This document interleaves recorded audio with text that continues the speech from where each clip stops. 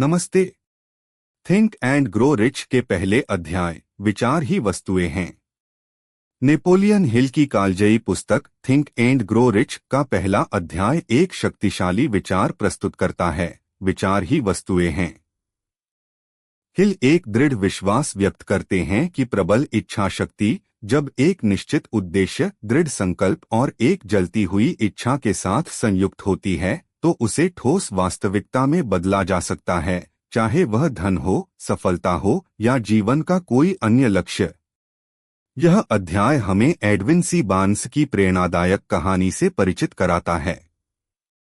Barnes के पास Thomas Edison के व्यापारिक सहयोगी बनने की एक तीव्र इच्छा थी, लेकिन उनके पास न तो पैसे थे और न ही एडिसन से कोई परिचय।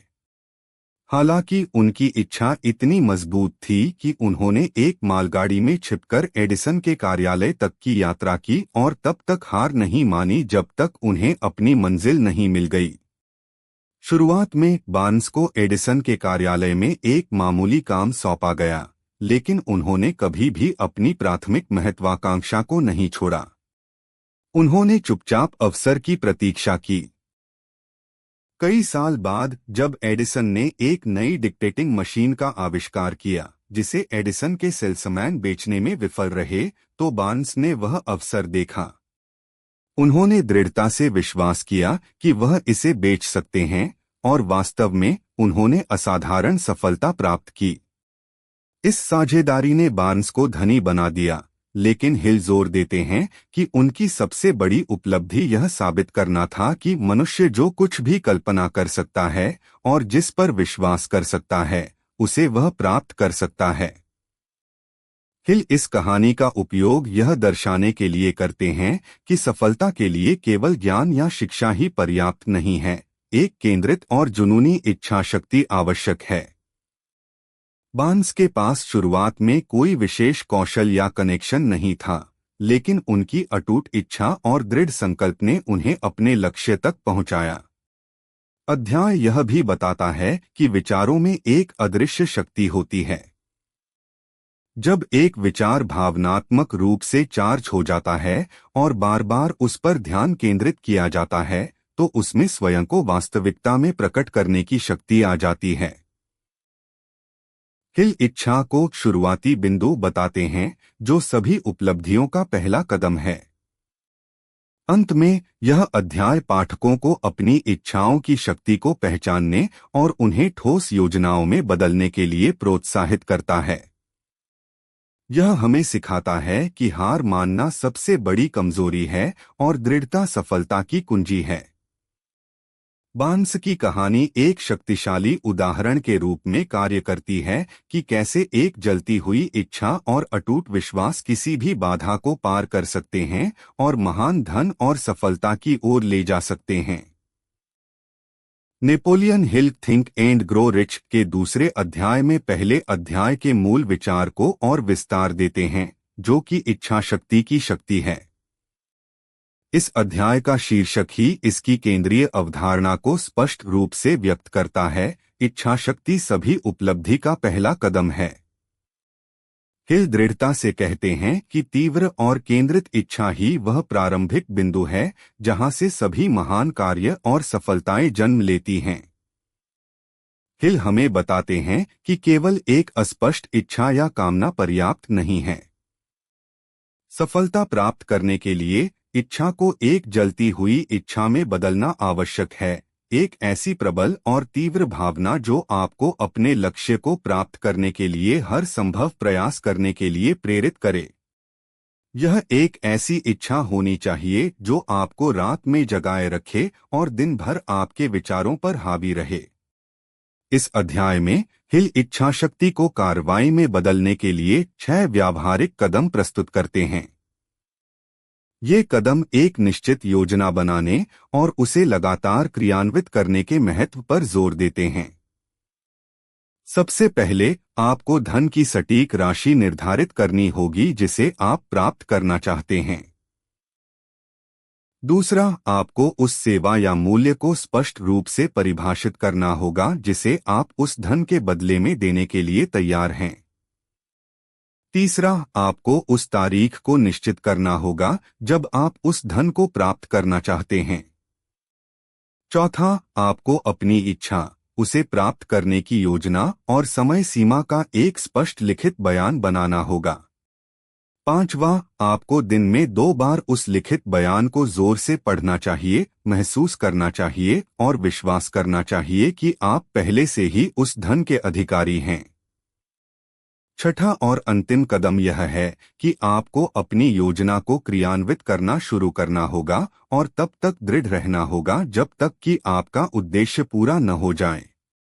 हिल इस बात पर जोर देते हैं कि इन 6 चरणों का पालन करना केवल एक औपचारिकता नहीं है, बल्कि यह आपकी इच्छा को आपके अवचेतन मन तक पहुंचाने और उसे क्रियान्वित करने के लिए ब्रह्मांडीय शक्तियों को सक्रिय करने का एक शक्तिशाली तरीका है।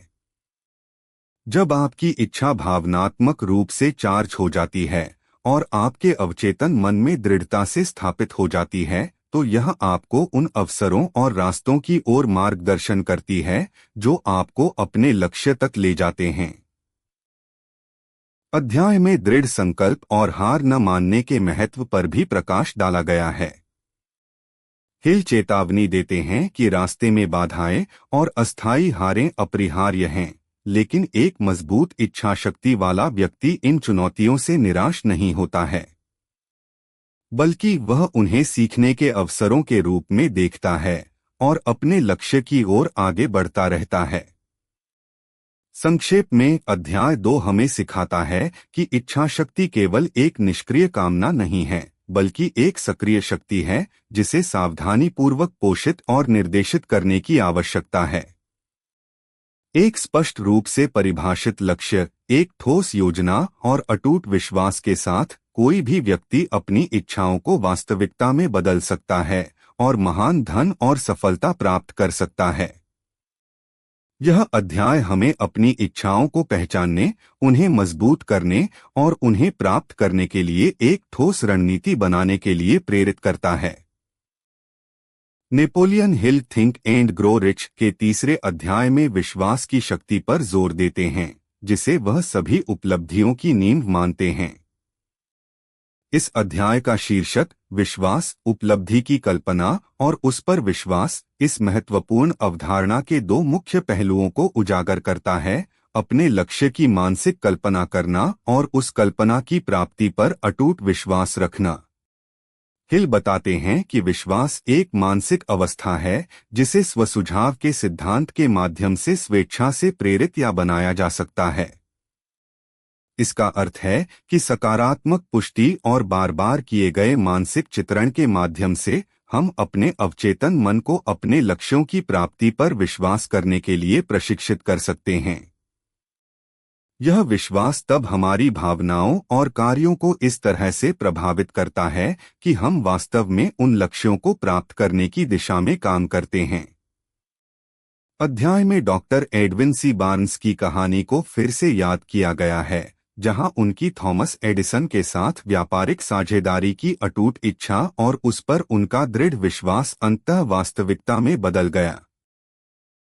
हिल इस उदाहरण का उपयोग यह दर्शाने के लिए करते हैं कि विश्वास कैसे असंभव लगने वाली परिस्थितियों को भी संभव बना सकता है। बार्न्स के पास शुरुआत में कोई ठोस योजना या आश्वासन नहीं था, लेकिन उनका अटूट विश्वास ही उन्हें अपने लक्ष्य की ओर ले गया। हिल बताते हैं कि विश्वास अमीर बनने का रहस्य का एक महत्वपूर्ण घटक है। यह वह शक्ति है जो हमारी इच्छाओं को ठोस समक्षों में बदलने के लिए आवश्यक ऊर्जा प्रदान करती है। विश्वास के बिना हमारी इच्छाएं केवल खोखले सपने बनी रहती हैं। अध्याय में स्वसुझाव की तकनीक पर विस्तार से चर्चा की गई है। हिल सलाह देते हैं कि हमें अपनी इच्छाओं के लिखित बयान को बार बार पढ़ना चाहिए, न केवल शब्दों को दोहराते हुए बल्कि उस भावना और विश्वास के साथ कि हम पहले से ही उन लक्ष्यों को प्राप्त कर चुके हैं। यह अभ्यास हमारे अवचेतन मन को सकारात्मक विचारों और अपेक्षाओं से भर देता है, जो बदले में हमारी रचनात्मक कल्पना को उत्तेजित करता है और हमें उन अवसरों को देखने के लिए प्रेरित करता है जो अन्यथा अनदेखे रह जाते। हिल चेतावनी देते हैं कि नकारात्मक विचार और संदेह विश्वास के सबसे बड़े दुश्मन हैं। वे सुझाव देते हैं कि हमें जानबूझकर नकारात्मक प्रभावों से बचना चाहिए और सकारात्मक और प्रेरक विचारों के साथ खुद को घेरना चाहिए। सकारात्मक पुष्टि और मानसिक चित्रण के नियमित अभ्यास से हम धीरे धीरे अपने मन में विश्वास की एक मजबूत नींव का निर्माण कर सकते हैं। संक्षेप में अध्याय 3 हमें सिखाता है कि विश्वास केवल एक आशा या इच्छा नहीं है, बल्कि एक शक्तिशाली मानसिक शक्ति है जिसे हम जानबूझकर विकसित और उपयोग कर सकते हैं। अपने लक्ष्यों की स्पष्ट रूप से कल्पना करके और उस कल्पना की प्राप्ति पर अटूट विश्वास रखकर हम अपने अवचेतन मन की रचनात्मक शक्ति को उजागर करते हैं और खुद को सफलता की ओर ले जाते हैं। यह अध्याय हमें सकारात्मक सोच, स्वसुझाव और दृढ़ विश्वास के महत्व को समझने और उन्हें अपने जीवन में लागू करने के लिए प्रेरित करता है। Napoleon Hill think and grow rich के चौथे अध्याय में स्वसुझाव की अवधारणा पर गहराई से प्रकाश डालते हैं, जिसे वे अवचेतन मन को प्रभावित करने और उसे अपनी इच्छाओं को वास्तविकता में बदलने के लिए प्रोग्राम करने का एक शक्तिशाली माध्यम मानते हैं।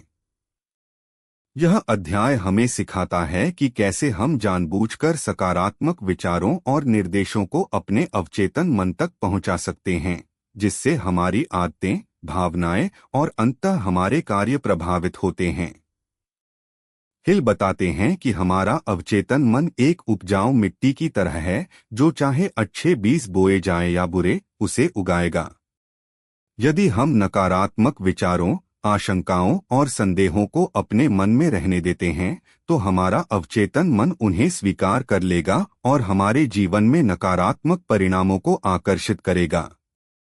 इसके विपरीत, यदि हम जानबूझकर सकारात्मक विचारों, विश्वासों और लक्ष्यों को अपने अवचेतन मन में डालते हैं, तो यह हमें उन लक्ष्यों को प्राप्त करने के लिए प्रेरित करेगा।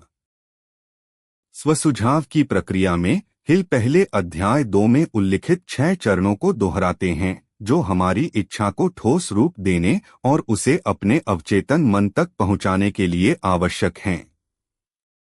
इन चरणों में अपनी इच्छा की सटीक राशि निर्धारित करना, उसके बदले में दी जाने वाली सेवा को परिभाषित करना, प्राप्ति की समय सीमा तय करना, एक लिखित बयान तैयार करना और उसे दिन में 2 बार जोर से पढ़ना शामिल है, भावनाओं और विश्वास के साथ कि वह इच्छा पहले से ही पूरी हो चुकी है।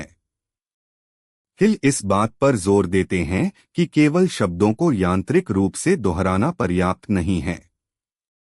स्वसुझाव प्रभावी होने के लिए हमें अपनी इच्छाओं को तीव्र भावना, दृढ़ विश्वास और सकारात्मक अपेक्षा के साथ जोड़ना होगा। जब हम अपने लिखित बयान को पढ़ते हैं, तो हमें उस भावना को महसूस करना चाहिए जैसे कि हम पहले से ही उस धन या लक्ष्य को प्राप्त कर चुके हैं। यह भावनात्मक जुड़ाव हमारे अवचेतन मन पर एक गहरा प्रभाव डालता है और उसे कार्रवाई करने के लिए प्रेरित करता है।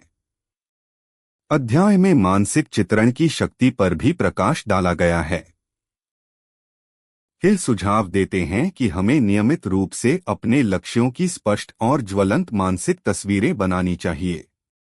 अपने मन की आंखों में अपनी सफलता को देखना और उससे जुड़ी भावनाओं को महसूस करना हमारे विश्वास को मजबूत करता है और हमारे अवचेतन मन को उन अवसरों और समाधानों की ओर मार्गदर्शन करता है जो हमें अपने लक्ष्यों तक पहुंचाएंगे।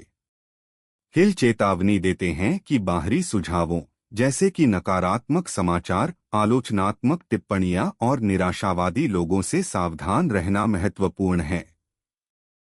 ये नकारात्मक प्रभाव हमारे अवचेतन मन में संदेह और भय के बीज बो सकते हैं, जिससे हमारी प्रगति बाधित हो सकती है। इसलिए हमें जानबूझकर सकारात्मक और प्रेरक वातावरण बनाना चाहिए और ऐसे लोगों से जुड़ना चाहिए जो हमारी आकांक्षाओं का समर्थन करते हैं। संक्षेप में अध्याय 4 हमें सिखाता है कि स्वसुझाव एक शक्तिशाली उपकरण है जिसका उपयोग हम अपने अवचेतन मन को अपनी इच्छाओं को प्राप्त करने के लिए प्रोग्राम करने के लिए कर सकते हैं। जानबूझकर सकारात्मक विचारों, भावनाओं और मानसिक चित्रों को अपने मन में डालकर हम अपने विश्वास को मजबूत करते हैं और अपने अवचेतन मन की रचनात्मक शक्ति को उजागर करते हैं, जो हमें Napoleon Hill think and grow rich के 5वें अध्याय में विशिष्ट ज्ञान के महत्व पर जोर देते हैं, जिसे वे धन और सफलता प्राप्त करने के लिए आवश्यक एक महत्वपूर्ण तत्व मानते हैं। हिल तर्क देते हैं कि सफलता के लिए केवल सामान्य ज्ञान या शिक्षा पर्याप्त नहीं है, इसके बजाय हमें उस विशेष क्षेत्र में विशिष्ट ज्ञान हासिल करने की आवश्यकता है जिसमें हम सफल होना चाहते हैं। हिल 2 प्रकार के ज्ञान के बीच अंतर करते हैं, सामान्य ज्ञान और विशिष्ट ज्ञान। सामान्य ज्ञान हालांकि उपयोगी है, अक्सर हमें वित्तीय सफलता प्राप्त करने के लिए पर्याप्त मार्गदर्शन प्रदान नहीं करता है। दूसरी ओर विशिष्ट ज्ञान वह विशेषीकृत जानकारी और कौशल है जो किसी विशेष व्यवसाय, पेशे या उद्योग से संबंधित होती है। यही वह ज्ञान है जिसका उपयोग प्रभावी योजनाओं को बनाने और उन्हें क्रियान्वित करने के लिए किया जा सकता है। अध्याय इस विचार पर प्रकाश डालता है कि ज्ञान अपने आप में शक्ति नहीं है, यह तभी शक्ति बनता है जब इसे व्यवस्थित किया जाता है और बुद्धिमानी से कार्रवाई की योजना बनाने और निर्देशित करने के लिए लागू किया जाता है। हिल उदाहरण देते हैं कि विश्वविद्यालयों और कॉलेजों में व्यापक ज्ञान रखने वाले कई लोग वित्तीय सफलता प्राप्त करने में विफल रहते हैं क्योंकि उनके पास उस ज्ञान को व्यावहारिक रूप से लागू करने का विशिष्ट ज्ञान या कौशल नहीं होता है। हिल सलाह देते हैं कि विशिष्ट ज्ञान 2 मुख्य स्रोतों से प्राप्त किया जा सकता है, व्यक्तिगत अनुभव और दूसरों का अनुभव, सहयोग और अनुसंधान के माध्यम से। व्यक्तिगत अनुभव निश्चित रूप से मूल्यवान है, लेकिन यह अक्सर महंगा और समय लेने वाला हो सकता है। इसलिए हिल दूसरों के अनुभवों, विशेषज्ञ सलाह और पुस्तकों, पत्रिकाओं और प्रशिक्षण कार्यक्रमों जैसे विश्वसनीय स्रोतों से ज्ञान प्राप्त करने के महत्व पर जोर देते हैं। अध्याय में मास्टरमाइंड समूह की अवधारणा को भी पेश किया गया है, जिसे हिल ज्ञान प्राप्त करने और उसे प्रभावी ढंग से उपयोग करने के लिए एक शक्तिशाली उपकरण मानते हैं।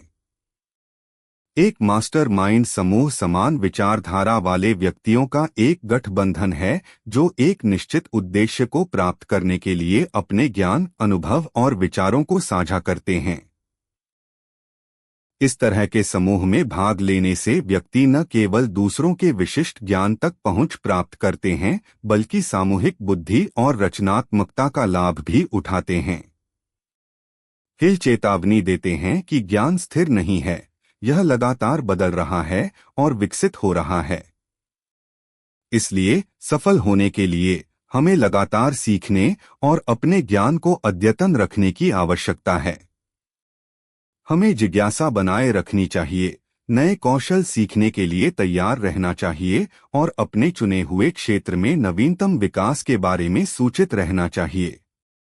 संक्षेप में अध्याय 5 हमें सिखाता है कि वित्तीय सफलता प्राप्त करने के लिए विशिष्ट ज्ञान आवश्यक है। यह ज्ञान व्यक्तिगत अनुभव या दूसरों के अनुभवों और विशेषज्ञता से प्राप्त किया जा सकता है। इस ज्ञान को व्यवस्थित करना और बुद्धिमानी से लागू करना महत्वपूर्ण है। एक मास्टरमाइंड समूह में भाग लेना ज्ञान प्राप्त करने और उसका प्रभावी ढंग से उपयोग करने का एक शक्तिशाली तरीका है। अंत में हमें लगातार सीखते रहना चाहिए और अपने ज्ञान को अद्यतन रखना चाहिए ताकि हम अपने Napoleon Hill think and grow rich के 6ठे अध्याय में कल्पना की शक्ति पर जोर देते हैं, जिसे वे मन की कार्यशाला कहते हैं। हिल तर्क देते हैं कि कल्पना वह संकाय है जिसके माध्यम से सभी मानवीय योजनाएं, उद्देश्य और इच्छाएं आकार लेती हैं और वास्तविकता में परिवर्तित होती हैं। यह वह शक्ति है जो हमें नए विचारों को उत्पन्न करने, समस्याओं का समाधान खोजने और भविष्य की सफलता की कल्पना करने में सक्षम बनाती है। हिल कल्पना को 2 रूपों में विभाजित करते हैं, संश्लेषित कल्पना और रचनात्मक कल्पना। संश्लेषित कल्पना में पहले से मौजूद विचारों, अवधारणाओं या योजनाओं को नए संयोजनों में व्यवस्थित करना शामिल है। इसका उपयोग ज्यादातर आविष्कारक, लेखक और व्यवसायी करते हैं ताकि मौजूदा ज्ञान को मिलाकर नई चीजें बनाई जा सकें। रचनात्मक कल्पना, दूसरी ओर, एक अधिक मौलिक संकाय है जो नए विचारों, प्रेरणाओं और अंतर्दृष्टि को जन्म देती है। हिल का मानना है कि रचनात्मक कल्पना अक्सर तब काम करती है जब अवचेतन मन उच्च स्रोतों से संकेत प्राप्त करता है। अध्याय इस बात पर प्रकाश डालता है कि कल्पना इच्छा शक्ति के साथ मिलकर काम करती है। हमारी इच्छाएं जब कल्पना के माध्यम से स्पष्ट रूप से चित्रित की जाती हैं और उन पर विश्वास किया जाता है, तो अवचेतन मन को कार्रवाई करने के लिए प्रेरित करती हैं। हिल सुझाव देते हैं कि हमें नियमित रूप से अपनी इच्छाओं की मानसिक तस्वीरें बनानी चाहिए, उन्हें विस्तार से देखना चाहिए और उनसे जुड़ी भावनाओं को महसूस करना चाहिए।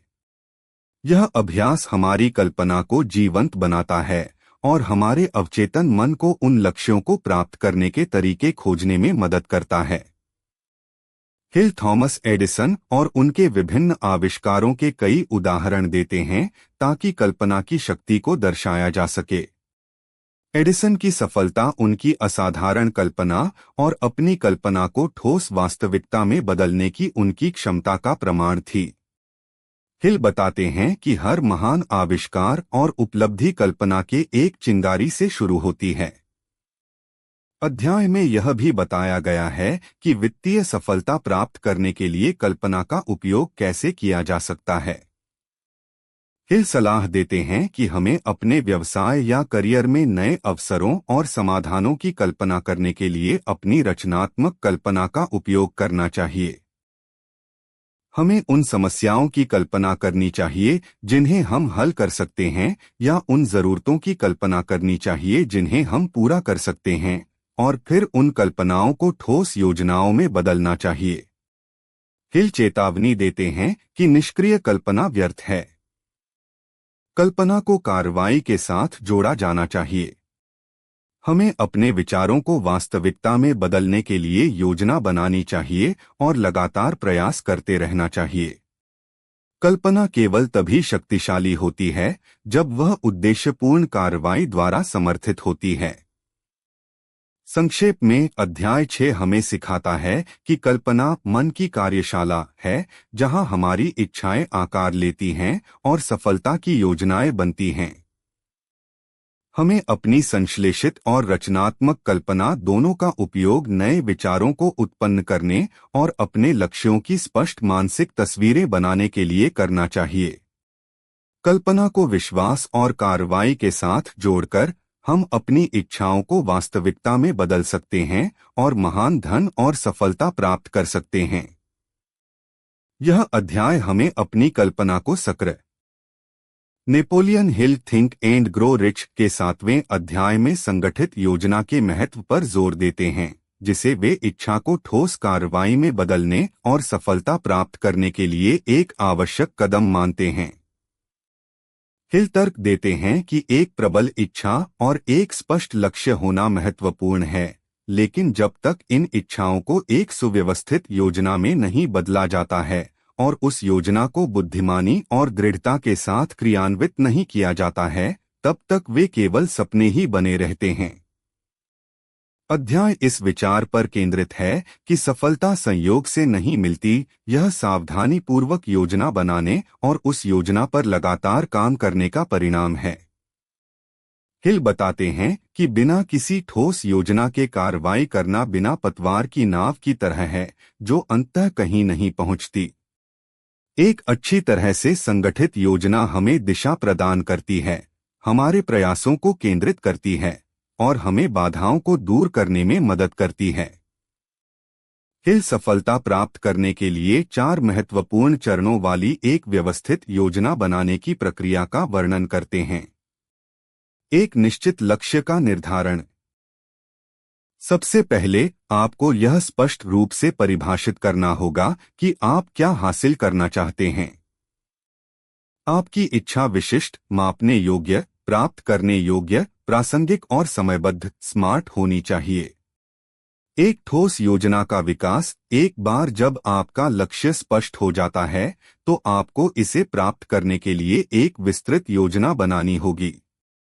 इसमें आवश्यक कदम, संसाधन और समय सीमा शामिल होनी चाहिए। हिल मास्टरमाइंड समूह के साथ परामर्श करने के महत्व पर भी जोर देते हैं, ताकि विभिन्न दृष्टिकोणों और विशेषज्ञता का लाभ उठाया जा सके। योजना को कार्रवाई में लाना। योजना बनाना ही पर्याप्त नहीं है, आपको उस पर तुरंत और लगातार कार्रवाई करनी होगी। हिल निष्क्रियता के खतरों के बारे में चेतावनी देते हैं और त्वरित निर्णय लेने और उन्हें दृढ़ता से लागू करने के महत्व पर जोर देते हैं। आवश्यकतानुसार योजना में संशोधन। रास्ते में अप्रत्याशित चुनौतियां और बदलाव आ सकते हैं, इसलिए अपनी योजना को लचीला रखना और परिस्थितियों के अनुसार उसमें आवश्यक बदलाव करने के लिए तैयार रहना महत्वपूर्ण है। हार मानने के बजाय असफलताओं को सीखने के अवसरों के रूप में देखें और अपनी योजना को तदनुसार समायोजित करें। हिल इस बात पर जोर देते हैं कि सफलता के लिए नेतृत्व का गुण भी आवश्यक है। प्रभावी नेता वह होते हैं जो अपनी योजनाओं को स्पष्ट रूप से संवाद कर सकते हैं, दूसरों को प्रेरित कर सकते हैं और अपनी टीम को एक सामान्य लक्ष्य की ओर निर्देशित कर सकते हैं। हिल विभिन्न प्रकार के नेतृत्व गुणों पर चर्चा करते हैं और बताते हैं कि एक सफल नेता बनने के लिए ईमानदारी, आत्मविश्वास, सहानुभूति और निर्णय लेने की क्षमता जैसे गुणों का होना महत्वपूर्ण है। अध्याय में विफलता के सामान्य कारणों पर भी प्रकाश डाला गया है, जैसे कि स्पष्ट लक्ष्य की कमी, पर्याप्त शिक्षा का अभाव, अनुशासन की कमी, नकारात्मक व्यक्तित्व और दृढ़ता की कमी। इन कारणों को समझकर हम उनसे बच सकते हैं और अपनी सफलता की संभावनाओं को बढ़ा सकते हैं। संक्षेप में अध्याय 7 हमें सिखाता है कि इच्छा को वास्तविकता में बदलने के लिए एक सुव्यवस्थित योजना बनाना आवश्यक है। इस योजना में एक निश्चित लक्ष्य। Napoleon Hill think and grow rich के 8वें अध्याय में निर्णय लेने के महत्व पर जोर देते हैं, जिसे वे सफलता की राह में एक महत्वपूर्ण कदम और टालमटोल की आदत पर विजय प्राप्त करने का तरीका मानते हैं। हिल तर्क देते हैं कि सफल लोग त्वरित और निश्चित निर्णय लेने की क्षमता रखते हैं और अपनी योजनाओं में बदलाव करने में धीमे होते हैं, जबकि असफल लोग निर्णय लेने में अक्सर हिचकिचाते हैं और दूसरों की राय से आसानी से प्रभावित हो जाते हैं। अध्याय इस विचार पर केंद्रित है कि टालमटोल सफलता का एक प्रमुख शत्रु है। यह भय, संदेह और आत्मविश्वास की कमी से उत्पन्न होता है। हिल बताते हैं कि जो लोग निर्णय लेने में देरी करते हैं, वे अक्सर अवसरों को खो देते हैं और अपनी योजनाओं को कभी भी क्रियान्वित नहीं कर पाते हैं। इसके विपरीत जो लोग त्वरित और दृढ़ निर्णय लेते हैं, वे कार्रवाई करते हैं और अपने लक्ष्यों की ओर बढ़ते रहते हैं। हिल 2 प्रकार के निर्णय लेने की प्रक्रिया पर प्रकाश डालते हैं, त्वरित निर्णय और निश्चित निर्णय। सफल लोग किसी भी स्थिति का विश्लेषण करने के बाद तुरंत निर्णय लेते हैं और फिर उन निर्णयों पर दृढ़ रहते हैं। वे दूसरों की राय सुनते हैं, लेकिन अंतिम निर्णय स्वयं लेते हैं और उस पर कायम रहते हैं। असफल लोग दूसरी ओर निर्णय लेने में बहुत समय लगाते हैं और अक्सर दूसरों की राय से आसानी से प्रभावित हो जाते हैं, जिससे उनकी योजनाएं अस्थिर और अप्रभावी हो जाती हैं। अध्याय में हेनरी फोर्ड का उदाहरण दिया गया है, जो त्वरित और निश्चित निर्णय लेने की अपनी क्षमता के लिए जाने जाते थे। हिल बताते हैं कि फोर्ड एक बार अपनी कार के एक विशेष मॉडल के उत्पादन को जारी रखने के अपने निर्णय पर दृढ़ रहे, भले ही उनके सलाहकारों ने उन्हें ऐसा न करने की सलाह दी थी। अंततः उनका निर्णय सही साबित हुआ और उन्हें बड़ी सफलता मिली। हिल सलाह देते हैं कि हमें निर्णय लेने की अपनी क्षमता को विकसित करने के लिए अभ्यास करना चाहिए। हमें छोटी छोटी बातों पर भी तुरंत निर्णय लेना शुरू करना चाहिए और फिर धीरे धीरे बड़े और अधिक महत्वपूर्ण निर्णय लेने का आत्मविश्वास हासिल करना चाहिए। हमें दूसरों की राय सुननी चाहिए, लेकिन अंतिम निर्णय हमेशा अपने विवेक से लेना चाहिए और उस पर दृढ़ रहना चाहिए। अध्याय में यह भी बताया गया है कि हमें अपनी योजनाओं को दूसरों के साथ बहुत अधिक साझा करने से बचना चाहिए, खासकर तब तक जब तक कि वे पूरी तरह से परिपक्व न हो जाएं। अत्यधिक चर्चा और दूसरों की राय हमारी योजनाओं में संदेह और भ्रम पैदा कर सकती है, जिससे टालमटोल की प्रवृत्ति बढ़ सकती है। सफल लोग अपनी योजनाओं को सावधानी से रखते हैं और उन पर तब तक काम करते हैं जब तक कि वे उन्हें क्रियान्वित करने के लिए तैयार न हों। हिल चेतावनी देते हैं कि निर्णय लेने में विफलता अक्सर अवसर की हानि का कारण बनती है। जीवन अवसरों से भरा है, लेकिन केवल वे लोग उनका लाभ उठा पाते हैं जो तुरंत पहचानते हैं और उन पर कार्रवाई करने का निर्णय लेते हैं। टालमटोल करने वाले लोग अक्सर इन अवसरों को हाथ से जाने देते हैं और बाद में पछताते हैं। संक्षेप में अध्याय 8 हमें सिखाता है कि त्वरित और निश्चित निर्णय लेना सफलता के लिए आवश्यक है। हमें टालमटोल की आदत पर विजय प्राप्त करनी चाहिए और अपनी निर्णय लेने की क्षमता को विकसित करना चाहिए। दूसरों की राय सुननी चाहिए, लेकिन अंतिम न। Napoleon Hill think and grow rich के 9वें अध्याय में दृढ़ता के महत्व पर जोर देते हैं, जिसे वे किसी भी प्रयास में सफलता प्राप्त करने के लिए एक अनिवार्य गुण मानते हैं। हिल तर्क देते हैं कि इच्छा शक्ति, योजना और ज्ञान महत्वपूर्ण हैं, लेकिन जब तक उन्हें दृढ़ता के साथ नहीं जोड़ा जाता है, तब तक वे वांछित परिणाम नहीं दे सकते हैं।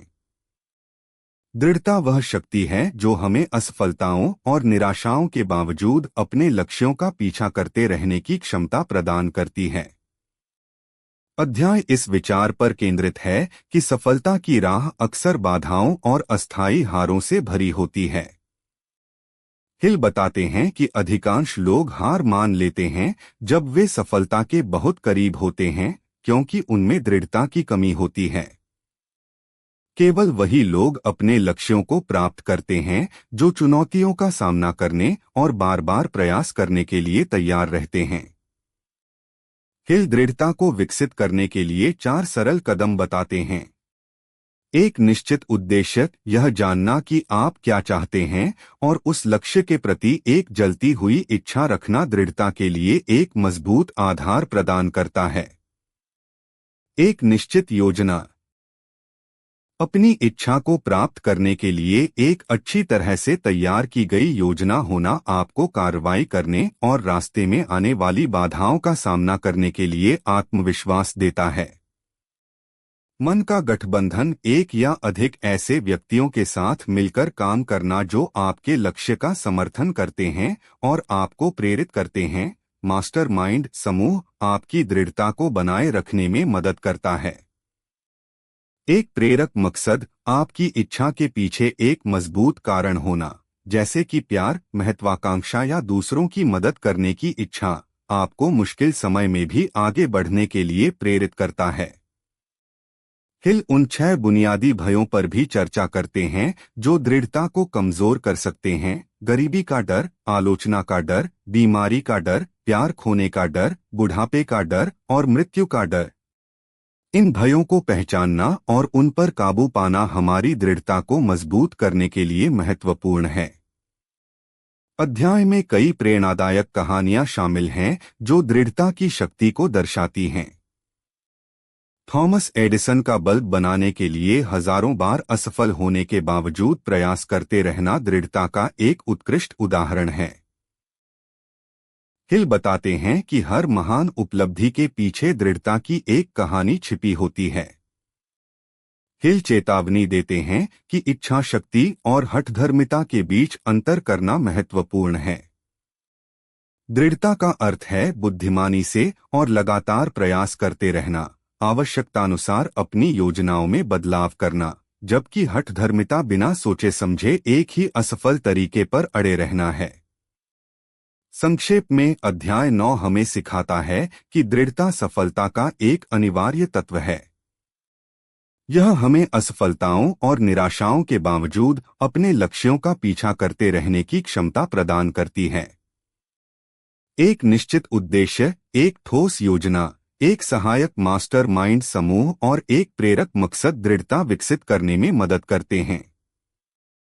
हमें अपने बुनियादी भयों पर काबू पाना चाहिए और बुद्धिमानी से और लगातार प्रयास करते रहना चाहिए। यह अध्याय हमें हार न मानने और अपनी सफलता के लिए दृढ़ रहने के लिए प्रेरित करता है। Napoleon Hill think and grow rich के 10वें अध्याय में शक्ति के मस्तिष्क, जिसे वे मास्टरमाइंड कहते हैं, की अवधारणा पर विस्तार से चर्चा करते हैं। हिल तर्क देते हैं कि कोई भी व्यक्ति अकेले महान सफलता प्राप्त नहीं कर सकता है। एक मास्टरमाइंड का गठन करके समान विचारधारा वाले व्यक्तियों का एक सामंजस्यपूर्ण गठबंधन जो एक निश्चित उद्देश्य की प्राप्ति के लिए अपने ज्ञान, अनुभव और प्रयासों को साझा करते हैं, व्यक्ति अपनी व्यक्तिगत शक्ति को कई गुना बढ़ा सकते हैं और उन परिणामों को प्राप्त कर सकते हैं जो अकेले संभव नहीं हैं। अध्याय इस विचार पर केंद्रित है कि जब दो या अधिक व्यक्ति सद्भाव में मिलकर काम करते हैं तो वे एक अदृश्य शक्ति का निर्माण करते हैं जो उनके व्यक्तिगत प्रयासों के योग से कहीं अधिक शक्तिशाली होती है। हिल इस सामूहिक बुद्धिमत्ता और सहक्रियात्मक ऊर्जा को मास्टरमाइंड कहते हैं। यह गठबंधन न केवल ज्ञान और विचारों का आदान प्रदान करता है, बल्कि पारस्परिक समर्थन, प्रेरणा और रचनात्मक समस्या समाधान को भी बढ़ावा देता है। हिल मास्टरमाइंड गठबंधन के दो मुख्य रूपों का उल्लेख करते हैं। आर्थिक गठबंधन, जो लाभ के लिए समान व्यावसायिक हितों वाले व्यक्तियों से बना होता है, और मनोवैज्ञानिक गठबंधन, जो समान लक्ष्यों और आकांक्षाओं वाले व्यक्तियों से बना होता है, जो एक दूसरे को भावनात्मक और बौद्धिक समर्थन प्रदान करते हैं। हिल दोनों प्रकार के गठबंधनों के महत्व पर जोर देते हैं। अध्याय में एक सफल मास्टरमाइंड समूह बनाने और बनाए रखने के लिए कुछ महत्वपूर्ण सिद्धांतों पर प्रकाश डाला गया है। एक निश्चित उद्देश्य, समूह के सभी सदस्यों को एक स्पष्ट रूप से परिभाषित लक्ष्य के प्रति प्रतिबद्ध होना चाहिए। सामंजस्य, समूह के सदस्यों के बीच आपसी विश्वास, सम्मान और सद्भाव होना आवश्यक है। असहमति और संघर्ष समूह की प्रभावशीलता को कमजोर कर सकते हैं। पारस्परिक लाभ, प्रत्येक सदस्य को समूह में भाग लेने से कुछ न कुछ लाभ मिलना चाहिए, चाहे वह ज्ञान, समर्थन, अवसर या प्रेरणा हो। नियमित बैठकें, समूह के सदस्यों को नियमित रूप से मिलना चाहिए ताकि विचारों का आदान प्रदान हो सके, प्रगति पर चर्चा हो सके और चुनौतियों का समाधान किया जा सके। हिल अपने स्वयं के अनुभवों और एंड्रयू कार्नेगी जैसे सफल व्यक्तियों के उदाहरणों का हवाला देते हैं, जिन्होंने अपने लक्ष्यों को प्राप्त करने के लिए मास्टरमाइंड समूहों की शक्ति का उपयोग किया। कार्नेगी ने अपने आसपास प्रतिभाशाली और विशेषज्ञ व्यक्तियों का एक समूह बनाया, जिनकी सलाह और सहयोग ने उन्हें एक विशाल औद्योगिक साम्राज्य बनाने में मदद की। हिल चेतावनी देते हैं कि एक मास्टरमाइंड समूह केवल तभी प्रभावी होता है जब उसके सदस्य ईमानदारी, खुलेपन और एक दूसरे की सफलता के लिए सच्ची चिंता के साथ काम करते हैं। स्वार्थ, ईर्ष्या या नकारात्मकता समूह की शक्ति को नष्ट कर सकती है। संक्षेप में अध्याय 10 हमें सिखाता है कि मास्टरमाइंड की शक्ति सफलता प्राप्त करने के लिए एक महत्वपूर्ण उपकरण है। समान विचारधारा वाले व्यक्तियों के साथ एक सामंजस्यपूर्ण गठबंधन बनाकर हम अपनी व्यक्तिगत क्षमताओं को बढ़ा सकते हैं और उन लक्ष्यों को प्राप्त कर सकते हैं जो अकेले दुर्गम लगते हैं। एक निश्चित उद्देश्य, सामंजस्य, पारस्परिक लाभ और नियमित बैठकें एक सफ। Napoleon Hill think and grow rich के 11वें अध्याय में एक विवादास्पद लेकिन शक्तिशाली विचार प्रस्तुत करते हैं, वासना का रहस्य परिवर्तन। हिल तर्क देते हैं कि यौन इच्छा, जो मानव अस्तित्व की सबसे शक्तिशाली प्रेरणाओं में से एक है, को रचनात्मक ऊर्जा के एक शक्तिशाली स्रोत में बदला जा सकता है, जिसका उपयोग महान उपलब्धि और सफलता प्राप्त करने के लिए किया जा सकता है। अध्याय इस विचार पर केंद्रित है कि यौन ऊर्जा जब उसे दबाने या उपेक्षित करने के बजाय बुद्धिमानी से निर्देशित और परिवर्तित किया जाता है, तो असाधारण रचनात्मकता, उत्साह और दृढ़ संकल्प को जन्म दे सकती है। हिल बताते हैं कि महान कलाकारों, लेखकों, वैज्ञानिकों और व्यवसायियों में अक्सर एक मजबूत यौन प्रकृति होती है, जिसे उन्होंने अपनी रचनात्मक कार्यों में सफलतापूर्वक रूपांतरित किया। हिल यौन इच्छा को 3 श्रेणियों में विभाजित करते हैं: प्रजनन के लिए, आनंद के लिए और रचनात्मक प्रेरणा के स्रोत के रूप में। उनका जोर तीसरी श्रेणी पर है। वे सुझाव देते हैं कि यौन ऊर्जा को मानसिक, रचनात्मक और आध्यात्मिक प्रयासों की ओर मोड़ा जा सकता है। यह परिवर्तन स्वनियंत्रण, दृढ़ इच्छा शक्ति और एक निश्चित उद्देश्य पर ध्यान केंद्रित करने के माध्यम से प्राप्त किया जा सकता है। अध्याय में 10 मस्तिष्क उत्तेजकों की एक सूची दी गई है, जिनका उपयोग रचनात्मक कल्पना को बढ़ाने के लिए किया जा सकता है। इनमें इच्छा की अभिव्यक्ति, कल्पना, स्वसुझाव, व्यवस्थित योजना, मास्टरमाइंड गठबंधन, भावना, कारण, अवचेतन मन, मस्तिष्क और छठी इंद्रिय शामिल हैं।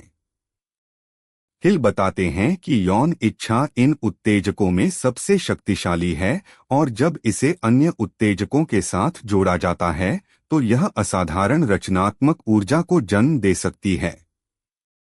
हिल कई ऐतिहासिक शख्सियतों के उदाहरण देते हैं, हालांकि वे सीधे तौर पर यौन इच्छा का उल्लेख नहीं करते हैं, जो यह दर्शाते हैं कि कैसे तीव्र भावनाएं और जुनून महान उपलब्धियों को प्रेरित कर सकते हैं। वे सुझाव देते हैं कि इन व्यक्तियों ने अनजाने में या जानबूझकर अपनी यौन ऊर्जा को रचनात्मक कार्यों में परिवर्तित किया। अध्याय में यह भी चेतावनी दी गई है कि यौन इच्छा एक दोधारी तलवार हो सकती है।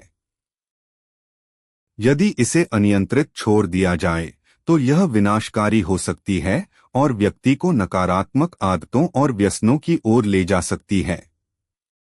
इसलिए इसे समझना, नियंत्रित करना और बुद्धिमानी से निर्देशित करना महत्वपूर्ण है।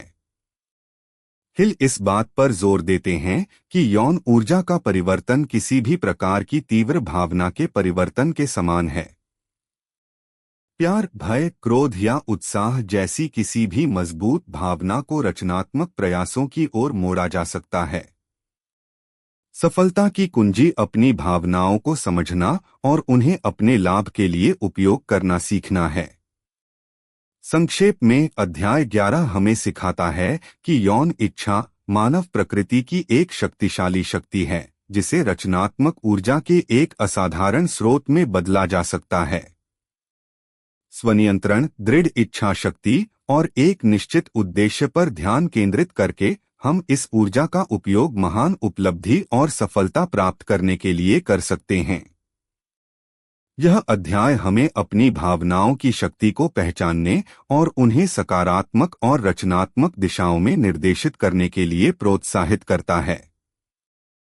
Napoleon Hill think and grow rich के 12वें अध्याय में अवचेतन मन की अद्भुत शक्ति पर प्रकाश डालते हैं, जिसे वे विचार के क्षेत्र को जोड़ने वाला स्टेशन कहते हैं। हिल तर्क देते हैं कि हमारा अवचेतन मन एक शक्तिशाली अदृश्य शक्ति है, जो हमारे विचारों, भावनाओं और कार्यों को गहराई से प्रभावित करता है। यह वह माध्यम है जिसके द्वारा हमारी इच्छाएं वास्तविकता में परिवर्तित होती हैं और जिसके माध्यम से हम असीम बुद्धिमत्ता से जुड़ सकते हैं। अध्याय इस विचार पर केंद्रित है कि अवचेतन मन लगातार काम कर रहा होता है, चाहे हम सो रहे हों या जाग रहे हों। यह हमारे पिछले अनुभवों, विश्वासों और सुझावों को संग्रहित करता है और हमारे वर्तमान विचारों और व्यवहारों को आकार देता है। हिल बताते हैं कि अवचेतन मन तार्किक या तर्कसंगत नहीं होता है। यह बिना किसी सवाल के हमारे द्वारा भेजे गए विचारों और भावनाओं को स्वीकार करता है और उन्हें वास्तविकता में बदलने के लिए काम करता है। हिल बताते हैं कि हम स्वसुझाव के सिद्धांत के माध्यम से जानबूझकर अपने अवचेतन मन को प्रभावित कर सकते हैं। जब हम बार बार सकारात्मक पुष्टि, स्पष्ट लक्ष्य और तीव्र भावनाओं के साथ अपने अवचेतन मन में विचार डालते हैं, तो यह उन विचारों को स्वीकार करता है और उन्हें वास्तविकता में प्रकट करने के लिए काम करना शुरू कर देता है। यही कारण है कि अध्याय 2 में वर्णित 6 चरणों का पालन करना इतना महत्वपूर्ण है। अध्याय में भावनात्मक विचारों के महत्व पर जोर दिया गया है। हिल बताते हैं कि केवल तर्कसंगत विचार अवचेतन मन पर ज्यादा प्रभाव नहीं डालते हैं। अवचेतन मन भावनाओं से सबसे अधिक प्रभावित होता है, खासकर मजबूत भावनाओं जैसे कि विश्वास, प्यार, आशा, भय, घृणा और उत्साह। इसलिए अपनी इच्छाओं को तीव्र भावनाओं के साथ जोड़ना उन्हें अवचेतन मन तक पहुंचाने और उन्हें वास्तविकता में बदलने की कुंजी है। हिल सकारात्मक और नकारात्मक विचारों के बीच अंतर करते हैं। वे चेतावनी देते हैं कि यदि हम अपने मन को नकारात्मक विचारों, आशंकाओं और संदेहों से भरने देते हैं, तो हमारा अवचेतन मन उन्हें स्वीकार कर लेगा और हमारे जीवन में नकारात्मक परिस्थितियों को आकर्षित करेगा। इसके विपरीत, यदि हम जानबूझकर सकारात्मक विचारों और विश्वासों को पोषित करते हैं, तो हमारा अवचेतन मन हमें सफलता और समृद्धि की ओर ले जाएगा। अध्याय में रचनात्मक कल्पना की भूमिका को भी दोहराया गया है। हिल बताते हैं कि जब हम अपनी इच्छाओं की स्पष्ट मानसिक तस्वीरें बनाते हैं और उन पर विश्वास करते हैं, तो हम अपने अवचेतन मन को उन लक्ष्यों को प्राप्त करने के तरीके खोजने के लिए प्रेरित करते हैं। अवचेतन मन असीम बुद्धिमत्ता से जुड़ सकता है और हमें अंतर्दृष्टि और प्रेरणा प्रदान कर सकता है, जो हमें हमारी योजनाओं को सफल बनाने में मदद करती है। हिल सलाह देते हैं कि हमें अपने अवचेतन मन को नकारात्मक प्रभावों से बचाना चाहिए और सकारात्मक और प्रेरक विचारों के साथ खुद को घेरना चाहिए। हमें सकारात्मक पुष्टि का नियमित अभ्यास करना चाहिए, अपने लक्ष्यों की कल्पना करनी चाहिए और विश्वास करना चाहिए कि वे प्राप्त करने योग्य हैं। संक्षेप में अध्याय 12 हमें सिखाता है कि अवचेतन मन एक शक्तिशाली शक्ति है जो हमारे जीवन को गहराई से प्रभावित करता है। हम स्वसुझाव और भावनात्मक विचारों के माध्यम से जानबूझकर Napoleon Hill think and grow rich के 13वें अध्याय में मस्तिष्क की अद्भुत क्षमताओं पर विचार करते हैं, जिसे वे विचार का प्रसारण और स्वागत करने वाला स्टेशन कहते हैं। हिल तर्क देते हैं कि मानव मस्तिष्क न केवल विचारों को उत्पन्न करने में सक्षम है, बल्कि यह दूसरों के विचारों को ग्रहण करने और उन्हें ब्रह्मांडीय बुद्धिमत्ता तक प्रसारित करने की क्षमता भी रखता है। अध्याय इस विचार पर केंद्रित है कि विचार एक प्रकार की ऊर्जा है जो एक व्यक्ति के मस्तिष्क से दूसरे व्यक्ति के मस्तिष्क तक प्रसारित हो सकती हैं, खासकर जब वे तीव्र भावनाओं के साथ चार्ज होते हैं। हिल टेलीपैथी या विचार संचरण की वैज्ञानिक व्याख्या में नहीं जाते हैं, लेकिन वे सुझाव देते हैं कि मस्तिष्क एक शक्तिशाली चुंबकीय शक्ति की तरह कार्य करता है जो समान विचारों को आकर्षित करता है। हिल रचनात्मक कल्पना और मस्तिष्क के बीच घनिष्ठ संबंध पर जोर देते हैं। वे बताते हैं कि जब हमारा मस्तिष्क उच्च स्तर की कंपन पर होता है, खासकर जब हम तीव्र इच्छा या दृढ़ विश्वास की स्थिति में होते हैं, तो यह रचनात्मक विचारों और अंतर्दृष्टि को प्राप्त करने के लिए अधिक ग्रहणशील हो जाता है। यही कारण है कि अध्याय 6 में कल्पना की शक्ति पर इतना जोर दिया गया है। अध्याय में स्वसुझाव की भूमिका को भी फिर से रेखांकित किया गया है। हिल बताते हैं कि बार बार सकारात्मक पुष्टि और अपने लक्ष्यों की मानसिक कल्पना करके हम अपने मस्तिष्क को एक निश्चित कंपन पर सेट करते हैं जो उन लक्ष्यों से संबंधित विचारों और अवसरों को आकर्षित करता है। हिल मास्टर माइंड समूह की अवधारणा को एक बार फिर महत्वपूर्ण बताते हैं। वे तर्क देते हैं कि जब कई मस्तिष्क सद्भाव में मिलकर काम करते हैं तो वे एक शक्तिशाली ऊर्जा क्षेत्र बनाते हैं जो व्यक्तिगत मस्तिष्क की क्षमताओं से कहीं अधिक होता है। इस सामूहिक बुद्धिमत्ता से नए विचार, समाधान और प्रेरणाएं उत्पन्न हो सकती हैं जो अकेले संभव नहीं हैं। अध्याय में छठी इंद्रिय की अवधारणा को भी पेश किया गया है, जिसे हिल असीम बुद्धिमत्ता के साथ संवाद करने की हमारी क्षमता मानते हैं। वे सुझाव देते हैं कि छठी इंद्रिय तब सक्रिय होती है जब हम उच्च स्तर की मानसिक विकास और आत्मज्ञान तक पहुंच जाते हैं। यह हमें अंतर्ज्ञान, पूर्वज्ञान और अचानक अंतर्दृष्टि के माध्यम से मार्गदर्शन प्रदान कर सकती है। हिल सलाह देते हैं कि हमें अपने मस्तिष्क को नकारात्मक विचारों और प्रभावों से बचाना चाहिए और इसे सकारात्मक, रचनात्मक और प्रेरक विचारों से पोषित करना चाहिए। हमें उन लोगों के साथ जुड़ना चाहिए जो सकारात्मक और सहायक हैं, और हमें ऐसी गतिविधियों में शामिल होना चाहिए जो हमारी मानसिक ऊर्जा को बढ़ाती हैं। संक्षेप में अध्याय 13 हमें सिखाता है कि मस्तिष्क एक अद्भुत अंग है जो न केवल विचारों को उत्पन्न करता है बल्कि उन्हें प्राप्त और प्रसारित भी करता है।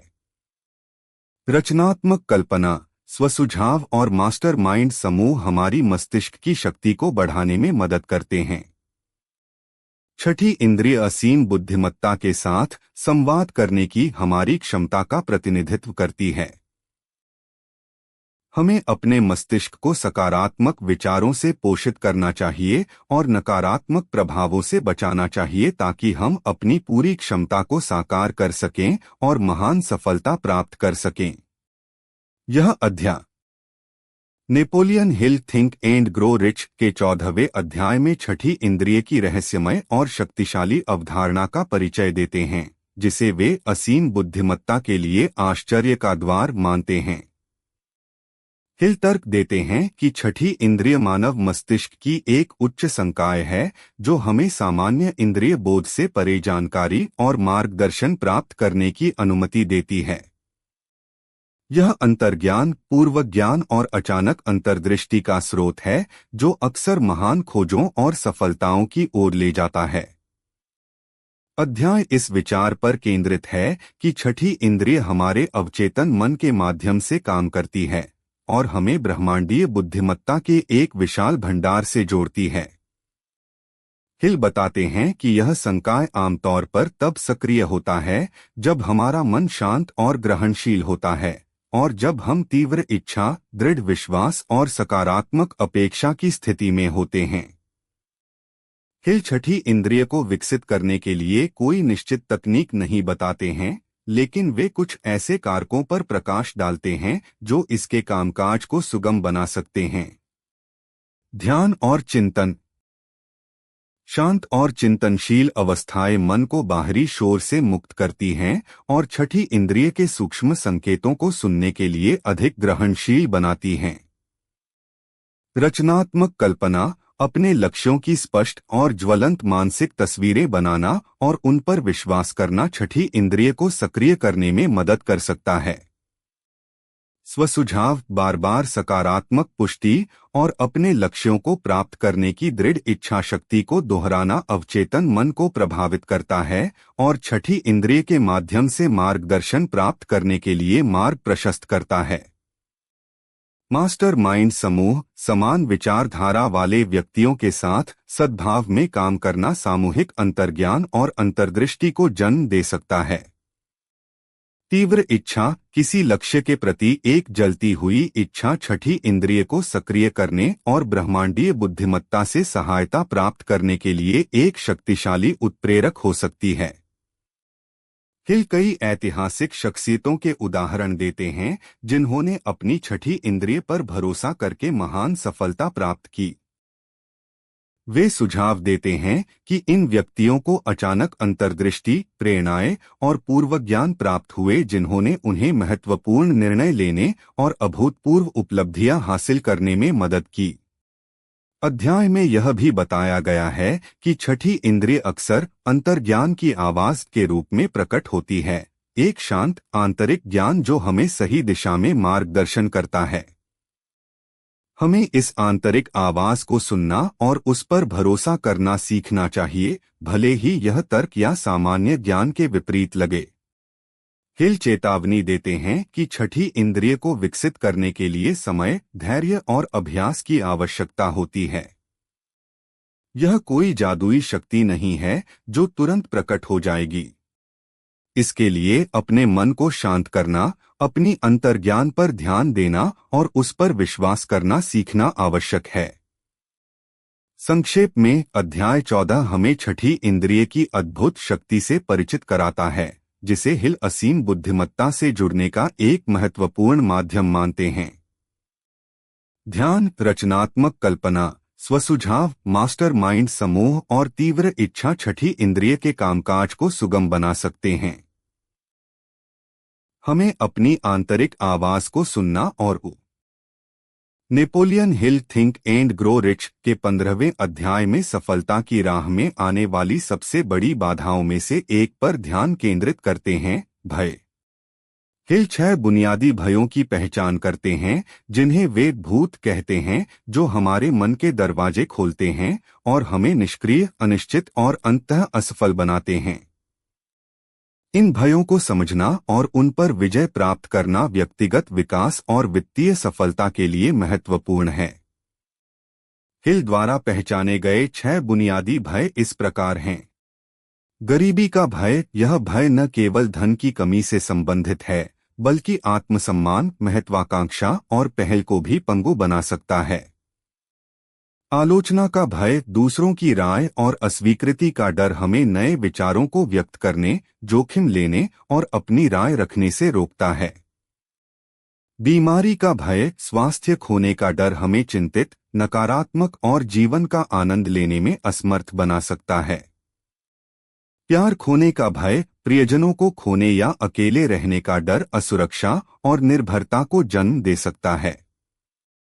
बुढ़ापे का भय, युवावस्था और शारीरिक क्षमताओं के क्षीण होने का डर निराशा और निष्क्रियता का कारण बन सकता है। मृत्यु का भय, जीवन के अंत का डर कई अन्य भयों का मूल हो सकता है और हमें वर्तमान का पूरी तरह से अनुभव करने से रोकता है। हिल बताते हैं कि ये भय अक्सर अवास्तविक और हमारे अपने मन की उपज होते हैं। वे बचपन के नकारात्मक अनुभवों, सुझावों और अंधविश्वासों से उत्पन्न हो सकते हैं। हिल जोर देते हैं कि इन भयों को पहचानना और उनका विश्लेषण करना उनके नियंत्रण से मुक्त होने का पहला कदम है। अध्याय में प्रत्येक भय के संभावित लक्षणों और परिणामों पर विस्तार से चर्चा की गई है। हिल बताते हैं कि ये भय न केवल हमारी वित्तीय सफलता को बाधित करते हैं, बल्कि हमारे स्वास्थ्य, रिश्तों और समग्र खुशी पर भी नकारात्मक प्रभाव डालते हैं। हिल इन भयों पर विजय प्राप्त करने के लिए कुछ व्यावहारिक रणनीतियां सुझाते हैं। भय का सामना करना, अपने भयों को स्वीकार करें और उनका विश्लेषण करें। जानें कि वे कहां से आते हैं और क्या वे वास्तव में तर्कसंगत हैं। सकारात्मक आत्म सुझाव, बार बार सकारात्मक पुष्टि का उपयोग करके अपने मन को पुनः प्रोग्राम करें और आत्मविश्वास और साहस का निर्माण करें। ज्ञान और समझ, अपने भयों के बारे में अधिक जानने से उनकी शक्ति कम हो सकती है। दृढ़ संकल्प, अपने लक्ष्यों पर ध्यान केंद्रित रखें और भयों को आपको रोकने न दें। मास्टरमाइंड समूह, सकारात्मक और सहायक लोगों के साथ जुड़ना आपको अपने भयों का सामना करने और उन पर काबू पाने में मदद कर सकता है। हिल इस बात पर जोर देते हैं कि भय पर विजय प्राप्त करना एक सतत प्रक्रिया है, जिसके लिए आत्मजागरूकता, प्रयास और दृढ़ता की आवश्यकता होती है। एक बार जब हम अपने बुनियादी भयों को पहचान लेते हैं और उन पर नियंत्रण पा लेते हैं, तो हम अपनी पूरी क्षमता को अनलॉक कर सकते हैं और सफलता की राह पर आगे बढ़ सकते हैं। संक्षेप में अध्याय 15 हमें उन 6 बुनियादी भयों से परिचित कराता है जो हमारी सफलता को बाधित कर सकते हैं। इन भयों को समझना, उनका विश्लेषण करना और उन पर विजय प्राप्त करना व्यक्तिगत विकास और वित्तीय समृद्धि के लिए आवश्यक है। सकारात्मक आत्मसुझाव, ज्ञान, दृढ़ संकल्प और एक सहायक नेटवर्क हमें इन भूतों पर काबू पाने और